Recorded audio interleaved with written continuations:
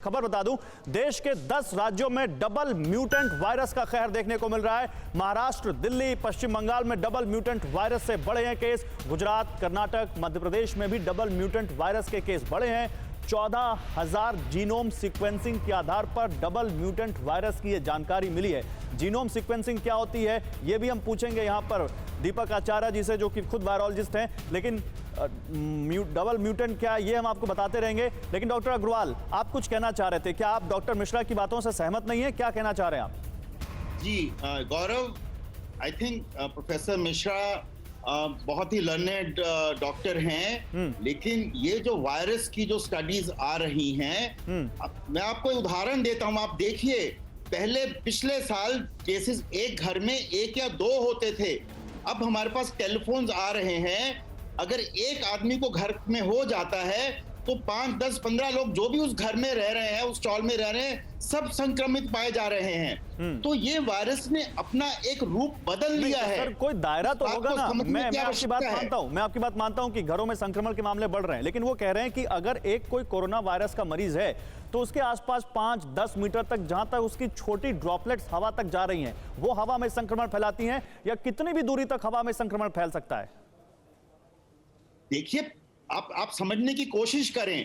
पहले इसको droplet infection की तरह माना जा रहा था, और तभी 2 गज की दूरी के बारे में कहा गया था, क्योंकि अगर आप बहुत तेजी से बोलते हैं तो ड्रॉपलेट्स लगभग 6 फुट तक जाते हैं या 2 गज तक जाते हैं। लेकिन अगर ये एयरबॉर्न इन्फेक्शन, जैसे कि लैंसेट स्टडी बता रही है, तो ये जो वायरस जो है एयरबॉर्न मींस वो हवा में तैरती रहेगी बहुत समय के लिए, 6 घंटे के लिए, जैसे डॉक्टर दीपक आचार्य ने बोला। तो जो भी उस 6 फुट के दायरे में, या शायद अगर हवा का बहाव आ रहा है, अगर एयर कंडीशनिंग चल रही है, अगर पंखा चल रहा है, तो वो हवा में तैरने की वजह से लोगों को संक्रमित कर रहा है। दीपक आचार्य जी से भी इस पर एक कमेंट लूंगा, और उस पर एक सवाल और जोड़ूंगा। दीपक आचार्य, आपने सुन लिया डॉक्टर श्याम अग्रवाल को, डॉक्टर मिश्रा जी को आपने सुन लिया।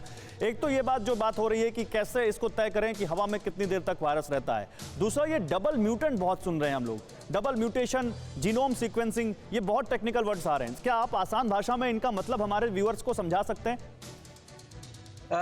गौरव जी, एक समय ऐसा आता है जब वो वायरस खुद अपने आप को मॉडिफाई करना शुरू करता है। वायरस का जो स्ट्रक्चर है, बाहर की तरफ प्रोटीन है उसमें, और अंदर की तरफ उसका जेनेटिक मटेरियल है।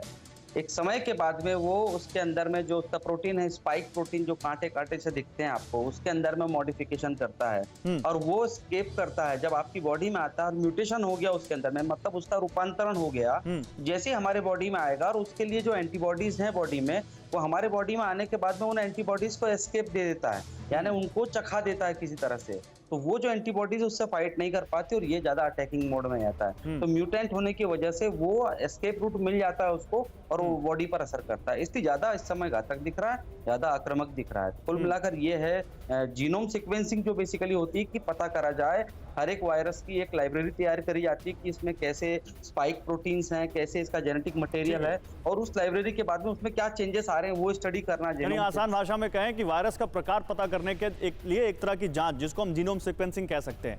ठीक है। फिक्र आपकी, सोमवार से शुक्रवार रात 9 बजे, सिर्फ TV9 भारतवर्ष पर।